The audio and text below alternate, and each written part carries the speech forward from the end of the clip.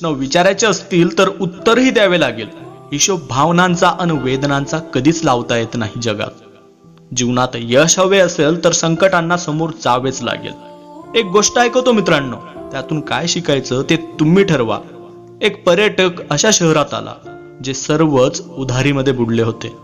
पर्यटकाने 500 रुपयाची नोट हॉटेलच्या काउंटरवर ठेवली आणि म्हणाला, मी जातोय आत रूम बघायला. हॉटेलचे मालक ते 500 रुपयाची नोट घेऊन घीवाल्याकडे गेला व त्याची उधारी चुकती केली.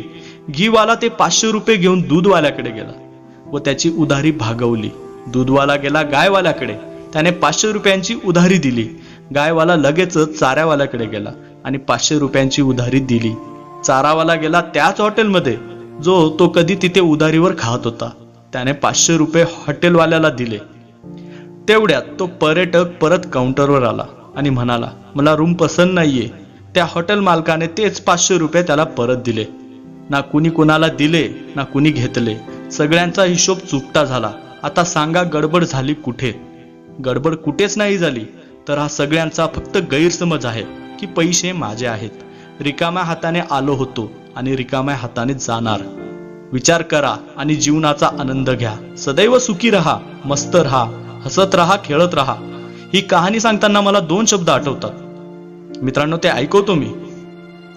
श्वास घेतोय तोवर जगून घ्यावं छान, झाडालाही कळत नाही कोणतं गळेल पान. श्वास घेतोय तोवर जगून घ्यावं छान, झाडालाही कळत नाही कोणतं गळेल पान. आयुष्य म्हणजे शोधला तर अर्थ आहे, नाहीतर नुसता स्वार्थ आहे. ही अशीच एक कहाणी समुद्राची ऐकवतो. समुद्राच्या किनाऱ्यावर जेव्हा एक लाट आली तेव्हा जाताना एक लहान मुलाची चप्पल आपल्या सोबत घेऊन गेली. तो मुलगा वाळूवर पोटाने लिहितो की समुद्र चोर आहे. त्याच समुद्राच्या दुसऱ्या तटावर मासे पकडणारा खूप मासे पकडतो. तो वाळूवर लिहितो की समुद्र पालन करता आहे. एक युवक समुद्रात बुडून मरतो तेव्हा त्याची आई वाळूवर लिहिते, समुद्र खुनी आहे. एका दुसऱ्या किनाऱ्यावर एक गरीब वृद्ध वाकड्या कमरेने फिरत असतो. त्याला एक मोठ्या शिपमध्ये एक अनमोल मोती सापडतो. तो वाळूवर लिहितो की समुद्र दाता आहे. अचानक एक विशाल लाट येते आणि सर्व लिहिलेले पुसले जाते. लोक काही म्हणू द्या, परंतु अथांग विशाल समुद्र आपल्या लाटांमध्ये मस्त राहतो. आपली भरती ओहोटी तो आपल्या पद्धतीने सिद्ध करीत असतो.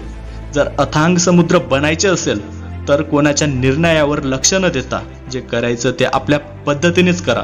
भूतकाळातील विचार करत बसू नये. यश अपयश, मिळणे न मिळणे, सुख दुःख या सगळ्यात मन विचलित होऊ देऊ नये. जर जीवन सुख शांतीने भरलेले असते तर मनुष्य जन्माला येताना रडला नसता. जन्माला येताना रडणे आणि मेल्यानंतर रडवणे यामधील संघर्षमय वेळेलाच कदाचित जीवन म्हणतात. लोक पैसे कमवण्यासाठी तब्येत खर्च करतात आणि पैसा आला की तब्येत चांगली करण्यासाठी पैसे खर्च करतात. म्हणूनच जीवन हे संघर्ष आहे आणि मृत्यू विश्रांती. मित्रांनो, या छोट्या छोट्या गोष्टी तुम्हाला जीवनात खूप काही शिकवून जातात. बस त्यासाठी स्वतःची काळजी घ्या. मित्रांनो, हा व्हिडिओ तुम्हाला खरं जीवन जगण्यासाठी मदत करेल तर तुम्हाला जगाची रियालिटी रिअलाइज नक्कीच झाली असेल. मग हाच तर आहे जीवनाचा खरा सार. व्हिडिओ आवडला असेल तर लाईक करून शेअर नक्कीच करा.